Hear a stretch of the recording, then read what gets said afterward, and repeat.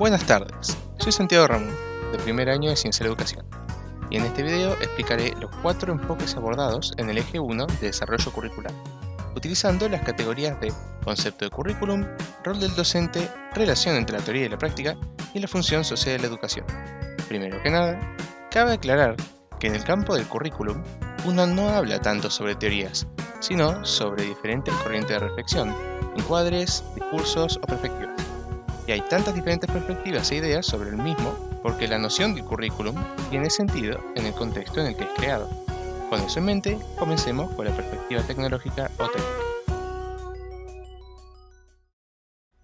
Para comenzar a ver esta perspectiva, debemos ubicarnos en tiempo y espacio. En el siglo XX, en Estados Unidos, un hombre llamado John Franklin Bobbitt criticará a la escuela de la época, denotando que el contenido que éstas enseñaban no era útil para el mercado laboral de ese momento. Entonces, plantea una solución consistente en contemplar qué se hace fuera de la escuela, analizar estas tareas y trabajar en el ámbito escolar sobre estas, lo cual pasará a llamarse racionalidad medio-fines. En este momento entra en escena el educador Ralph Tyler, quien plantea un método racional para obtener esta racionalidad medio-fines, dando origen a la idea de objetivos. Este método consiste en que indica pasos en relación a 4 preguntas principales que es preciso contestar antes de elaborar cualquier currículum. ¿Qué fines desea alcanzar la escuela? ¿Cuál es la mejor manera de alcanzar estos fines? ¿Cómo se pueden organizar eficazmente estas maneras? ¿Y cómo se puede comprobar que se hayan alcanzado los objetivos? Muy bien, este método, en papel, era muy eficiente, pero en la práctica era otra historia. Eso es porque al asimilar la escuela a la empresa, los docentes se veían limitados en términos de qué podían enseñar, pues debían aplicar un conocimiento teórico y técnico previamente disponible, que procede de la investigación científica y supone la aplicación de técnicas y procedimientos que se justifican por su capacidad de conseguir los efectos o resultados deseados. ¿Qué significa esto? Que los docentes no disponen en principio de las destrezas para la elaboración de las técnicas, sino solo para su aplicación. Entonces, el profesor no solo asume una dependencia respecto de un conocimiento previo que no elabora, sino también de las finalidades a las que éste se dirige. Al docente que trabaja bajo esta racionalidad, se le presentarán ciertas limitaciones en relación a los problemas que debe enfrentar en la situación de enseñanza, ya que carece de una manera de abordar y dar cuenta de las situaciones únicas, complejas, dilemáticas e imprevisibles, pues en el salón no se encuentra con el alumno obediente y unidimensional que plantea la teoría, sino que se encuentra con un ser humano real, que generará problemas que el profesor será incapaz de resolver con tan solo las herramientas que este enfoque le brinda. Entonces, se podría decir que la autonomía bajo esta racionalidad es ilusoria y engañosa, porque la enseñanza entendida como aplicación técnica no es una práctica creativa, sino tan solo reproductiva, dirigida a reproducir en los alumnos los objetivos que guían su trabajo. Al ser, además, dependientes de otras instancias y de otros técnicos de rango superior, su capacidad de acción autónoma se encuentra mermada. Retomando a Tyler, él plantea su método buscando armonizar diferentes opiniones sobre qué debía enseñarse, negociando las diferentes posiciones, pero sin negociar el método mismo, ignorando el por qué ni para qué. Y es casi en respuesta directa a esta negación que surge el segundo enfoque que veremos, el enfoque práctico. De la mano de Lawrence Stenhouse y Joseph Schwab, surge este revolucionario enfoque, que busca solventar las problemáticas que ocasiona el técnico, siendo una de ellas el cómo relacionar la teoría con la práctica, que hasta ese momento estaban no solo jerarquizadas, sino que en algunos casos hasta desconectadas. Para eso, Stenhouse propone pensar el currículum como una tentativa, en vez de un programa u ordenamiento. Por tentativa quiere decir una posibilidad de imaginar aquello que vamos a llevar a la práctica, siendo siempre conscientes de que puede y va a haber fallos imprevistos, como una hipótesis nunca con visión definitiva y siempre abierta al cambio.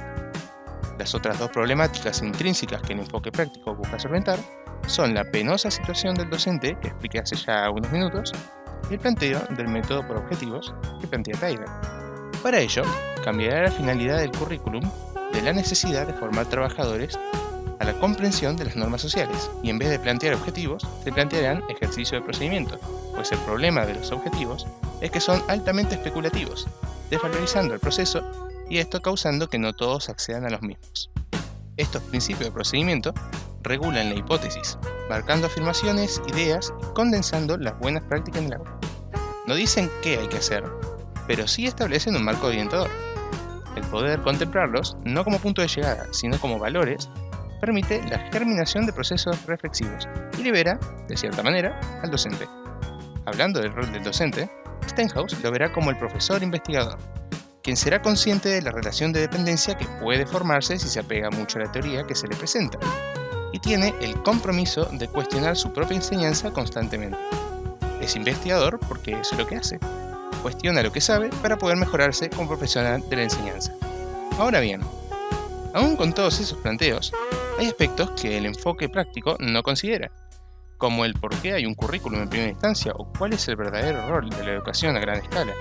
Y es en este punto en el que hace su aparición el enfoque crítico, con sus ideales de corte marxista, para argumentar que la respuesta de estas interrogantes es que son una parte central de la reproducción de las relaciones de producción. En relación a este enfoque, hay múltiples autores sobre los que podríamos apoyarnos para explicarlo, así que realicé una selección acotada de los que considero relevantes. Primero que nada, ¿en qué consiste esta reproducción de las relaciones de producción? Bien, interpreta Luis Althusser de los planteos de Karl Marx que el Estado reproduce las fuerzas productivas y las relaciones de dominación existentes para que así el capitalismo pueda seguir ejerciéndose. Esta reproducción de las relaciones productivas estará asegurada mediante el ejercicio del poder del Estado con sus aparatos represivos del Estado y los aparatos ideológicos del Estado, dentro de los cuales se encuentra la escuela como uno de los principales.